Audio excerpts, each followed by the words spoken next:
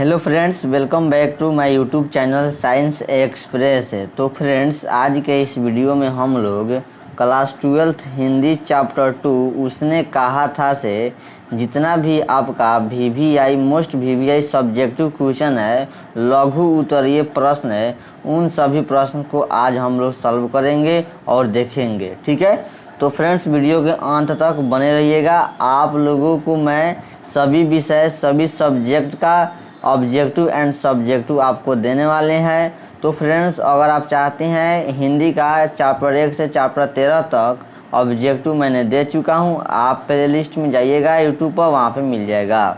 उसके बाद मैं आपको बता दूं कि अगर आप चाहते हैं ये इसका जो पीडीएफ है ये इसका नोट्स लेने के लिए, तो आप Telegram app Telegram channel science express search कीजिएगा, तो वहाँ पे आपका इसका पीडीएफ नोट्स मिल जाएगा।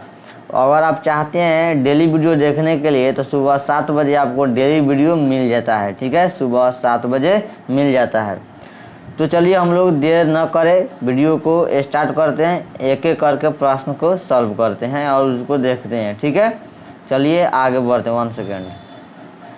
देखिए यहाँ पे आपका फर्स्ट प्रश्न, देखिए यहाँ पे फर्स्ट प्रश्न है। यहाँ पे उसने कहा था, देखिए यहाँ पे प्रश्न उसने कहा था कहानी कितने भागों में बटी हुई है?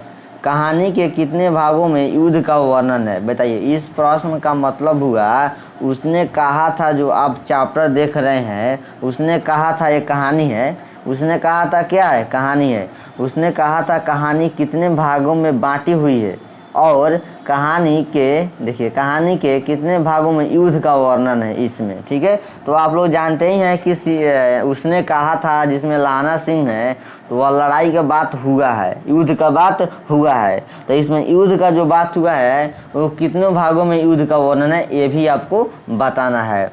तो उत्तर में आप लोग क्या लिखिएगा, देखिए यहाँ पे ध्यान से देखिएगा। उत्तर में लिखिएगा, आंसर में देखिए, उसने कहा था कहानी चंद्रधर शर्मा गुलेरी जी ने लिखे। आप लोग जानते हैं कि उसने कहा था कहानी के लेखक कौन है? चंद्रधर शर्मा गुलेरी। तो लिख दीजिएगा, उसने कहा था कहानी चंद्रधर शर्मा गुलेरी जी ने लिखे हैं। उसके बाद लिखिएगा, यह कहानी 5 खंडों में विभक्त है। यहाँ पे देखिए प्रश्न है, यह कहानी कितने भागों में बांटी हुई है, चाहे कितने भागों में विभाजित है, चाहे कितने भागों में विभक्त है। इसका मतलब यह हुआ।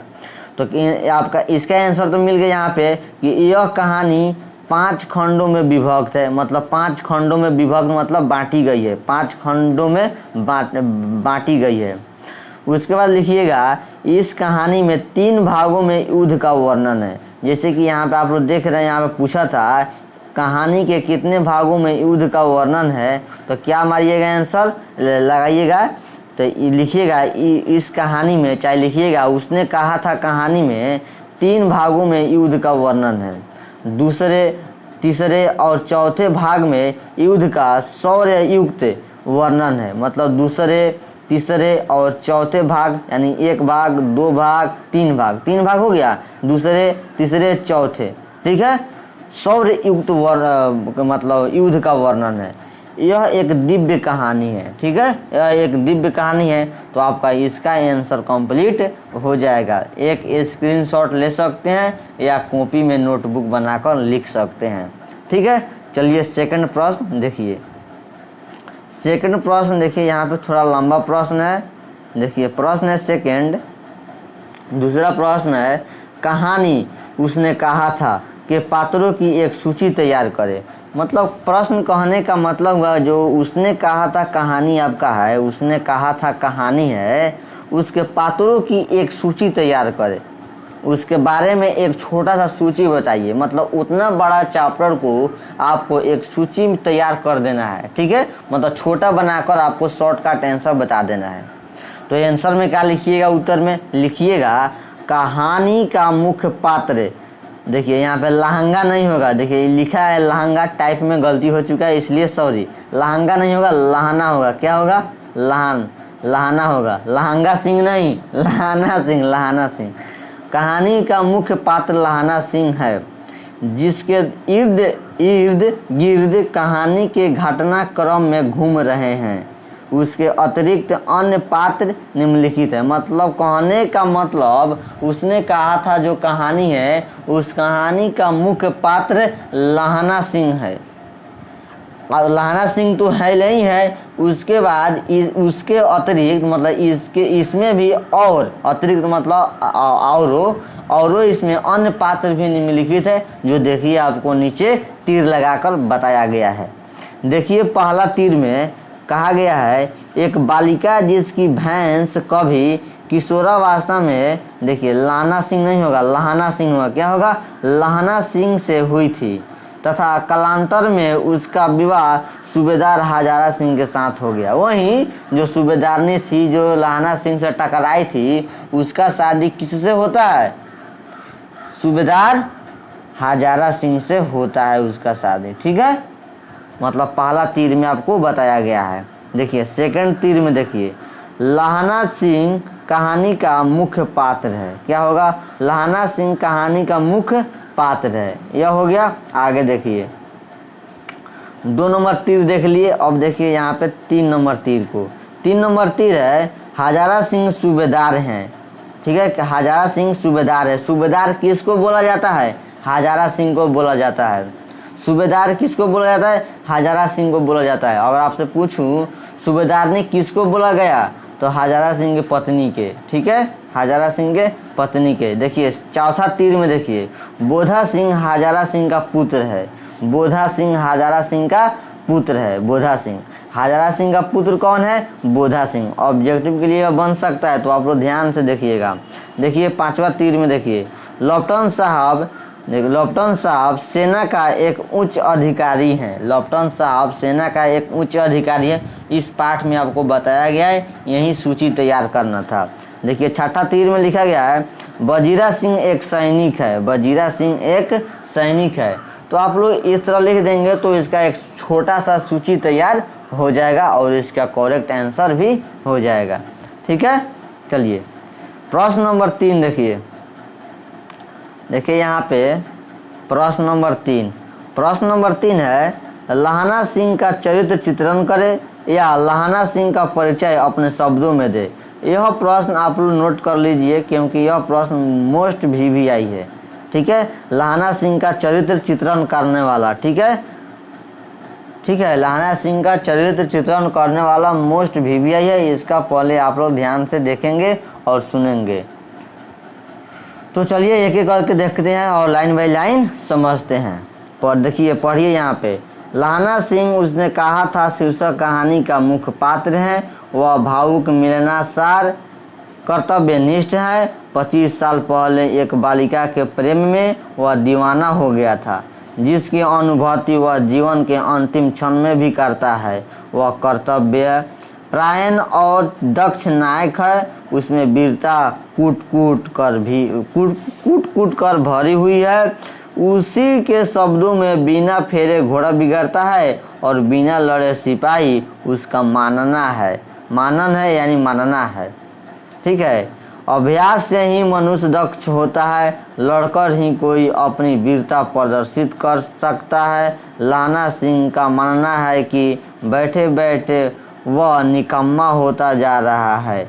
लहाना सिंह एक भावुक व्यक्ति है। सच्चे अर्थ में वह एक कहानी का प्रमुख पात्र है या मुख्य पात्र है।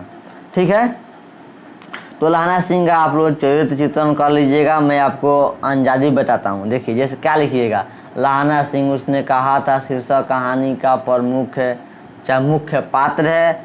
लहाना सिंह मतलब आप लोग इस कहानी को सुनिएगा ना तो पूरा का पूरा लिख देंगे आंसर चाहेंगे तो लहाना सिंह के बारे में बता देना है। लहाना सिंह का चरित्र चित्रण लहाना सिंह के बारे में जो उस कहानी में उनका बताया गया है, क्या क्या किए थे, क्या लड़ाई किए थे, क्या बात बोले थे, कहाँ प्रेम किए थे, लड़की से क्या बोले थे तेरी कुड़माई हो गई, यह सब बात लिख दीजिएगा। लहाना सिंह सूबेदारनी से बोला कि तेरी कुड़माई हो गई मतलब तो तेरी शादी हो गई।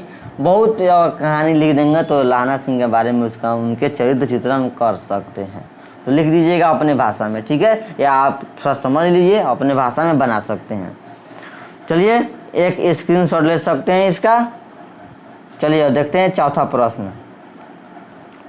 चौथा प्रश्न देखिए, यहाँ पे थोड़ा नीचा भी इसका है, थोड़ा यहाँ पे पढ़ लेते हैं तो और देखेंगे नीचे। देखिए चौथा प्रश्न है, कल देखते नहीं यह रेशम का काढ़ा हुआ सालू, यह सुनते ही लहाना सिंह क्या प्रतिक्रिया हुई।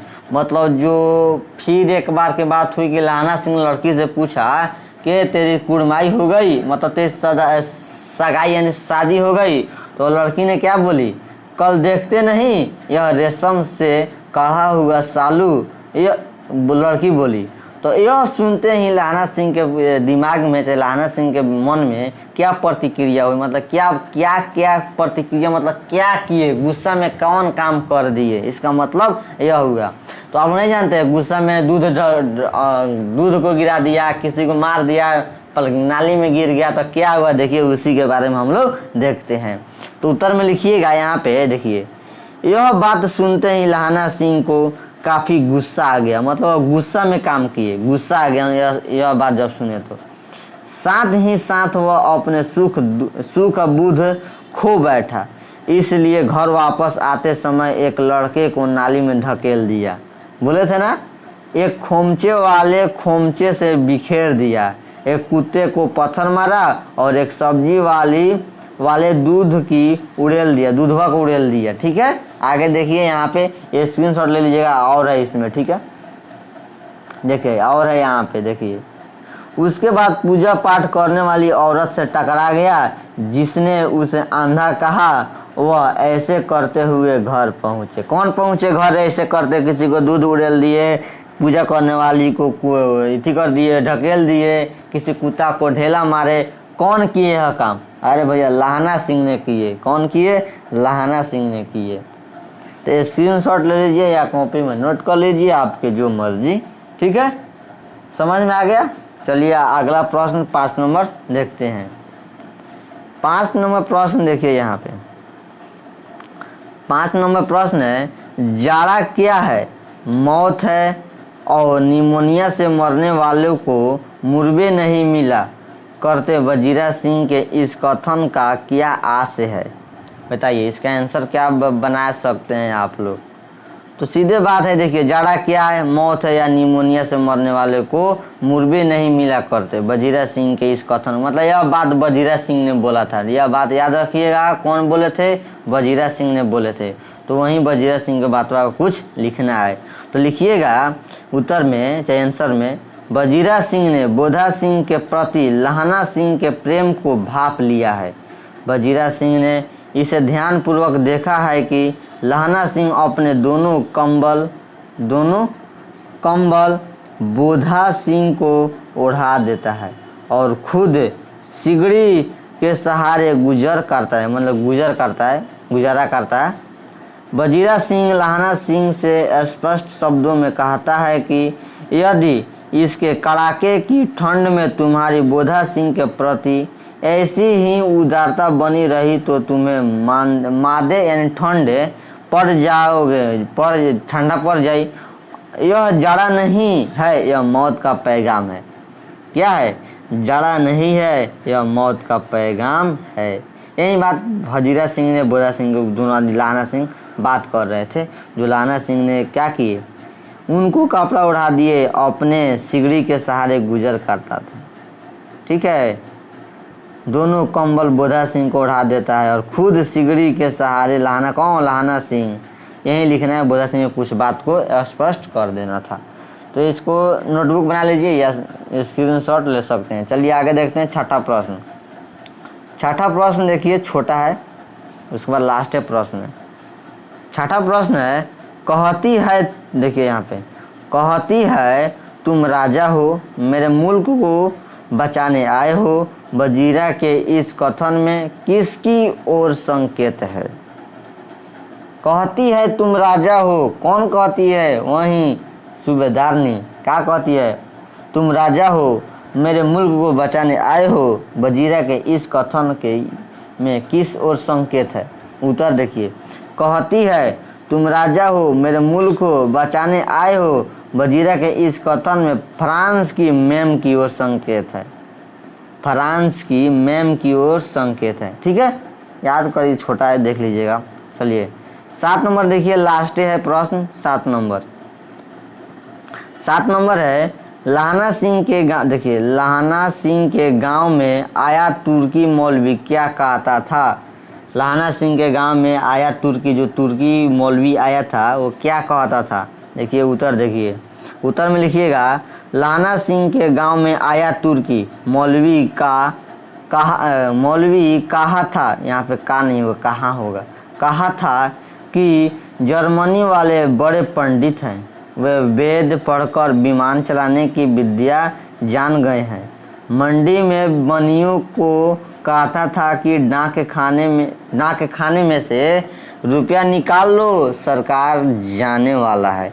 वहीं जो तुर्की से आया था, वहीं तुर्की मौलवी लाहना सिंह के गांव में, तो वहीं यह सब बात बोलता था कि डाक में से पैसा काट लो क्योंकि सरकार जाने वाली है, क्योंकि जर्मनी लोग पंडित है, वह वेद पढ़कर विमान चलाने की विद्या जान गए हैं। मंडी में बनियों को कहता था यह सब बात, डाक खाने में से पैसा निकाल लो, रुपया निकाल लो, राज्य सरकार से, सरकार राज्य जाने वाला है। वहीं मौलवी तुर्की मौलवी वाला बोल रहा था लाहना सिंह के गांव में आकर। तो आई होप हो गया आपका समाप्त। यही प्रश्न मोस्ट VVI था, तो आप लोग इसको थोड़ा नोटबुक बना लेंगे या स्क्रीनशॉट लेकर थोड़ा देख लेंगे एक बार और, तो आप लोगों का कंप्लीट हो जाएगा। तो आई होप दोस्तों, हमको पूरा उम्मीद है कि आप लोग समझ गए होंगे। तो फटाफट वीडियो को लाइक, चैनल को सब्सक्राइब, दोस्तों के पास शेयर जरूर करें। तब तो मिलते हैं नेक्स्ट वीडियो में। Okay bye, good day.